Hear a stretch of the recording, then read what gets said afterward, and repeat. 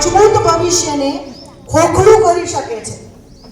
તો આપણે વ્યસન મુક્તિને કઈ રીતે અપનાવી અને વ્યસનથી કઈ રીતે મુક્તિ મેળવવી એ બાબતના વિષય પર એક નાટકને જોઈશું। જેમ જેમ ચડશો વ્યસનની સીડી, જેમ જેમ ચડશો વ્યસનની સીડી, તેમ તેમ ઉઠશે સળગી જિંદગી તમારી। छोड़ो नशा और शराब, न करो जीवन खराब। छोड़ो नशा और शराब, न करो जीवन खराब। कुछ पल का नशा, सारी उम्र की सजा। तो आओ આપણે હવે શાળા નંબર 17 ના વિદ્યાર્થીઓ એક કૃતિ રજૂ કરવા જઈ રહ્યા છીએ, તો એને આપણે શાંતિપૂર્વક નિહાળીશું। હા, તો કેમ છો મિત્રો? આ છે આપણો 26મી જાન્યુઆરીનો બીજો ભાગ। તો નવા આવી ગયો હોય તો પ્લીઝ સબસ્ક્રાઈબ કરી લેજો, કેમ કે આ જાણવા જેવું વિષય છોકરાઓ રજૂ કરવા જઈ રહ્યા છે। હા, તો આમાં હું તમને સમજાવવાની કોશિશ કરીશ કે ભાઈ સંભળાઈ શકે એવી કોશિશ કરીશ। થોડુંક આગળ જઈશ ભાઈ સંભળાય તો કોશિશ કરીશ ભાઈ સંભળાય। આમાં વોલ્યુમ થોડુંક ડાઉન રહીએ છે એટલા માટે, અને છોકરાઓ બધી તૈયારી કરી લીધી છે। તો હવે બધી કમ્પ્લીટ કરી લઈએ એટલે આગળ થોડાક આપણે વહી જઈએ। આ અમારી સરકારી સ્કૂલ છે જે ગુલાબનગરમાં આવેલી છે, રામ મંદિરવાળી શેરીમાં। અને જો કે હું પણ આ સ્કૂલમાં જ ભણેલો છું, અને હવે અમારા છોકરા પણ આ સ્કૂલમાં ભણે છે। મારી બેબી કૃષ્ણા નામ કરીને છે, એ પણ આમાં ભણે છે। વ્યસન પોતે જ એક રોગ છે। વ્યસન પોતે જ એક રોગ છે। વ્યસન જો એક ઘર કરી જાય તો કેટલાય ઘરને બરબાદ કરી નાખે છે। તો મિત્રો હાલો આપણે નિહાળીએ આ સરસ મજાનું નાટક અને કાંઈક સમજણ લઈએ ભાઈ શું આગળ હાલાવાલ થશે।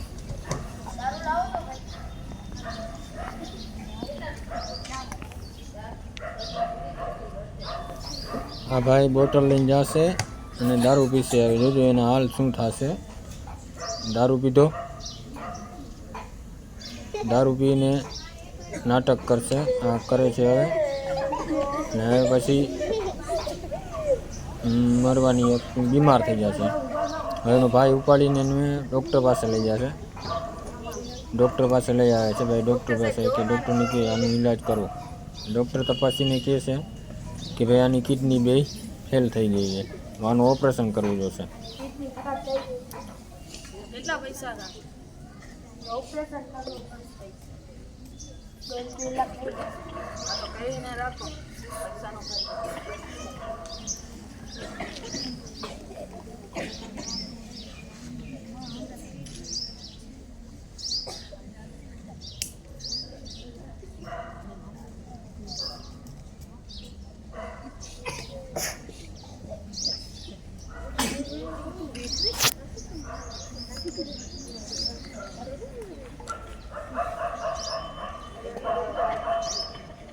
તમે કોઈ દારૂ ના પીતા ને તો તમારી જાન જાય જઈ શકે છે।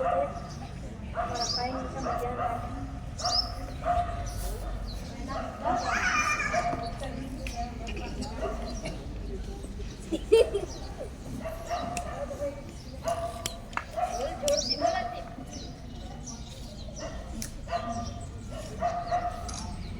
હવે આ ભાઈ સિગરેટ પીએ છે અને સિગરેટ પીને જ્યાં ત્યાં કચરો ફેંકી દે છે। ભાઈ સમજાવે છે કે જ્યાં ત્યાં કચરો ના ફેંકો, એક જણો ફેંકશો ને તો વાંહે 10 જણા બીજા ફેંકશે, એટલે કચરો ડસ્ટબિનમાં નાખો।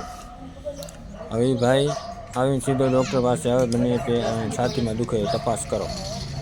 ડૉક્ટર એને તપાસી કહે છે કે તમારા ફેફસા અડી ગયા છે, ફેફસામાં તકલીફ થઈ ગઈ છે।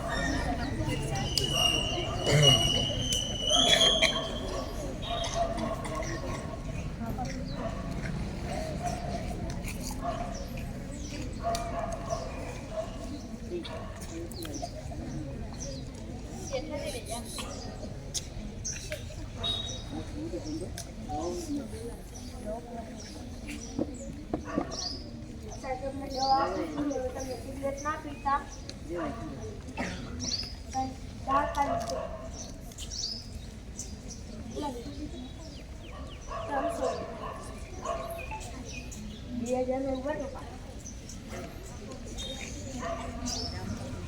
હવે આ ભાઈ આવશે અને આ ભાઈ આવીને સીધો માવો માગશે. માવો એટલે કે મસાલો માગશે. મસાલો માગી અને પછી ખાવાની તૈયારી કરશે. કચરો સીધો નીચે ફેંકશે. વળી ઓલા ભાઈને સમજાવશે કે કચરો ડસ્ટબિનમાં નાખો.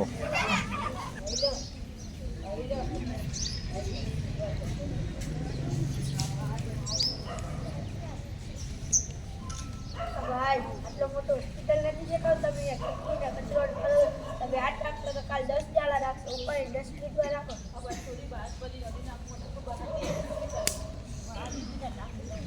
હવે આ ભાઈ આવશે સીધા ડૉક્ટર પાસે અને ડૉક્ટરને કહેશે કે ભાઈ મને દાઢમાં દુખાવો થઈ ગયો છે.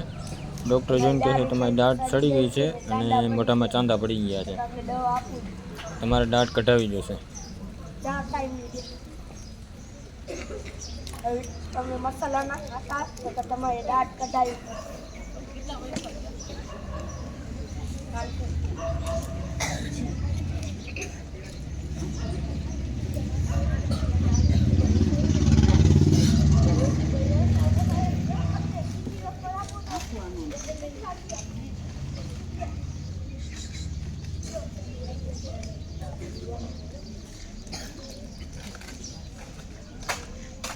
ભાઈ આટલો મોટો હોસ્પિટલ નથી જતો તમે ગંદકીને કચરો ન કરો છો. તમે 8 રાખશો તો બીજા કાલ 10 જાળા રાખશો ઉપર ડસ્ટબિનમાં રાખો.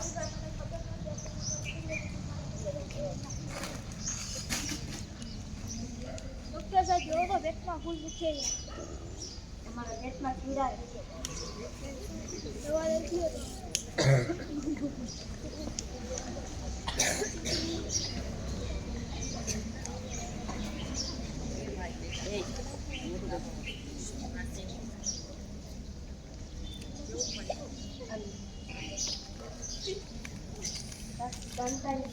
હવે તમે છે ને તો કોથળીને ખાતા ને તમને તમારા પેટમાં બતાવું.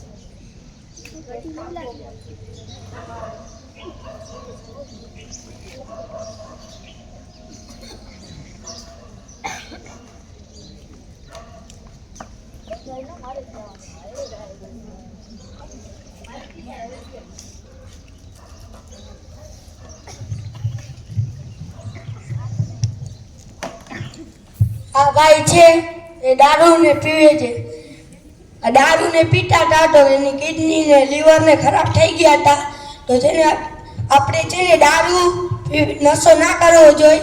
વ્યસન એક રોગ છે એટલે વ્યસન કરવો ના જોઈએ. આપણને નુકસાન પહોંચે છે.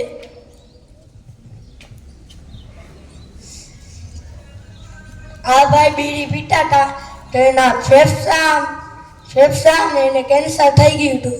તો એટલે છે ને એટલે બીડીને પીવું ન જોઈએ. એનાથી આપણને નુકસાન પડશે ને આપણે જ બીમાર પડશે.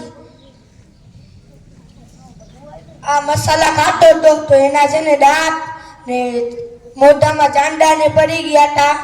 તો છે ને આપણે છે ને મસાલા ને ખાવા ના જોઈએ.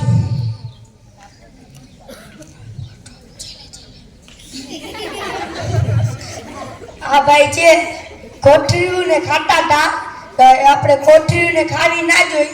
એનાથી આપણે જ બીમાર પડશે ને આપણને નુકસાન થશે.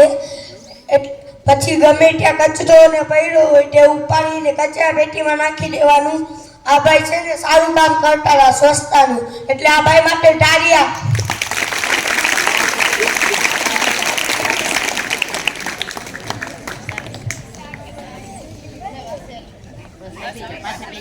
ખૂબ સરસ. શાળા નંબર 17 ના બાળકોએ વ્યસન વિશે એક નાટક રજૂ કર્યું કે મેં જોયું કે વ્યસન છે એ વ્યક્તિને શરૂઆતમાં તો બરબાદ કરે છે, શારીરિક અને આર્થિક બંને રીતે. કોઈ પણ વ્યસન છે એ મફતમાં થતું નથી. મફતમાં કોઈ વસ્તુ આપે આપણને નથી આપતા ને. તો આજના આ પવિત્ર દિવસે મારી કુમાર અને કન્યાના બંને બાળકો પાસેથી એક અપેક્ષા છે કે તમારા ઘરમાં, તમારા પરિવારમાં કે તમારી આજુબાજુમાં જો કોઈ વ્યસન કરતા હોય તો તમે આજે નાટક જોયું, તમને ખબર પડી કે એના દ્વારા આપણને શું નુકસાન થાય છે. તો તમારે એમને સમજાવવાના છે. મને આશા છે કે તમારું તમારા વાલી તો માનશે જ, માનશે ને? કરશો ને આજે આ કામ? તો હવે આગળ બેન કાર્યક્રમને આગળ વધારશે.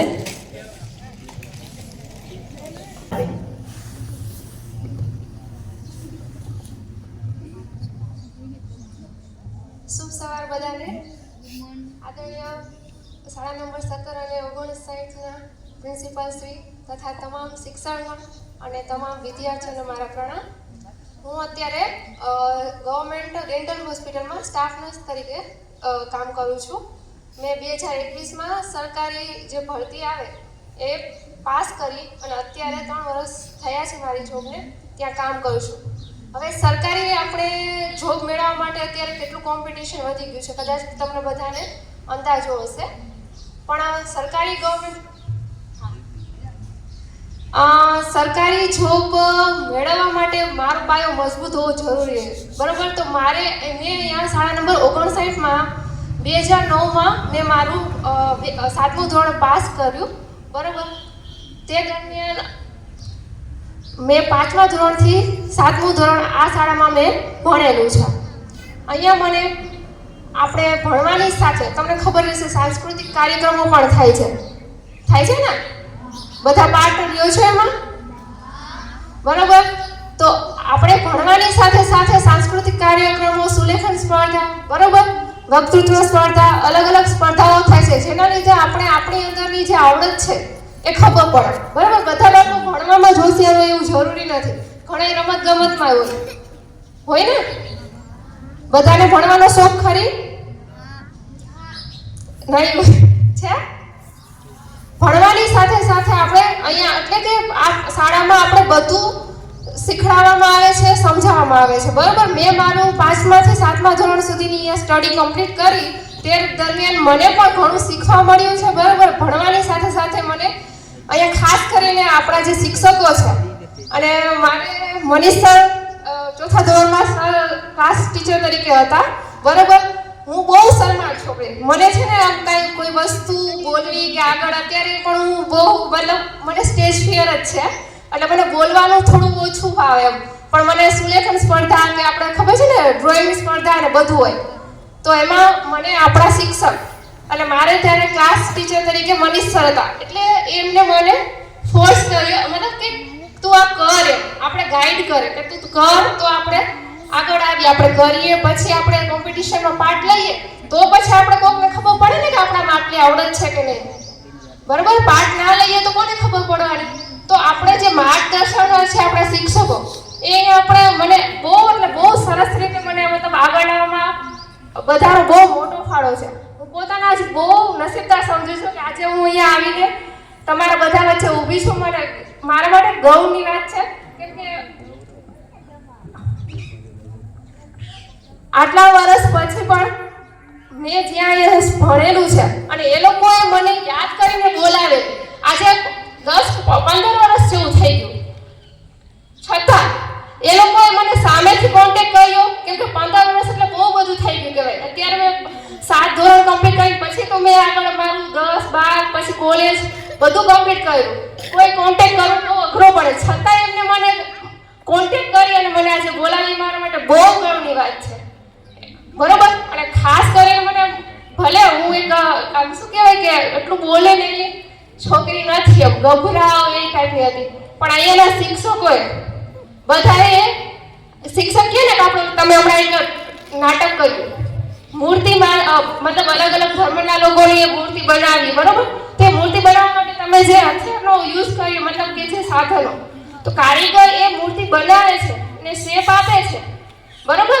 તો એ પથ્થરમાંથી મૂર્તિ બનવા માટે એને તકલીફ તો પડી, બરોબર. એમ આપણા શિક્ષકો પણ આપણે ઠપકો આપે ત્યારે આપણે થોડુંક કડવું લાગતું હોય, બરોબર ને, કે આપણે ખીજાય છે કે ગમે એ વસ્તુ, પણ એ આપણા સારા માટે જ હોય છે. અને એ કદાચ અત્યારે તમને નહીં સમજાય, તમને થોડાક વર્ષો પછી આગળ જ્યારે તમે જાઓ ને, મને પણ એવું થયું હતું, ખીજાય એટલે આપણે રડી લઈએ, ત્યારે આપણે એટલું ખોટું લાગે ને કે અરે સર તો ખીચાઈએ છે, ટીચર તો ખીચાય છે. પણ તમે જ્યારે આગળ જાઓ ને ત્યારે તમને ખબર પડે કે આપણા સારા માટે જ હતું, એમને જે સમજાવ્યું એ આપણા સારા માટે જ હતું. માતા પિતા અને શિક્ષક હંમેશા આપણા સારું ઈચ્છતા હોય. સૌથી વધુ કે એકથી મતલબ સાતમાં આપણે સિક્યોરિટી એટલી જ હોતી છે કે આપણે જેમ માતા પિતા આપણા સારું ઈચ્છતા હોય એવી રીતના શિક્ષકે પણ આપણું સારું ઈચ્છીને સાચું સમજાવતા હોય, કહેતા હોય. જ્યારે બહારની દુનિયામાં જાઓ ને ત્યારે થોડુંક પછી અઘરું પડતું હોય કે ખબર પડે અરે રે અહીંયા તો આવું હોય, અહીંયા આપણે વાતાવરણ એવું ફીલ જ ના થયું હોય એટલે અહીંયા તો આપણા શિક્ષકગણ પણ આપણે માતા પિતાની જેમ જ માર્ગદર્શન આપે અને ઠપકો પણ આપે, પણ એ આપણા સારા માટે જોઈએ, બરાબર ને? એટલે એ બધું તમે જેમ જેમ આગળ જશો તેમ તેમ તમને સમજાતું જશે. એટલે મારા માટે તો બહુ મતલબ ગર્વની વાત છે અને તમારા બધાનો ખૂબ ખૂબ આભાર કે મને આ લાભ આપવા માટે. બરાબર, રાષ્ટ્રધ્વજને ફરકાવવાનું એક બહુ મોટી વાત છે મારા માટે. એટલે થેન્ક યુ બધાને. અસ્તુ. જય સાહેબ.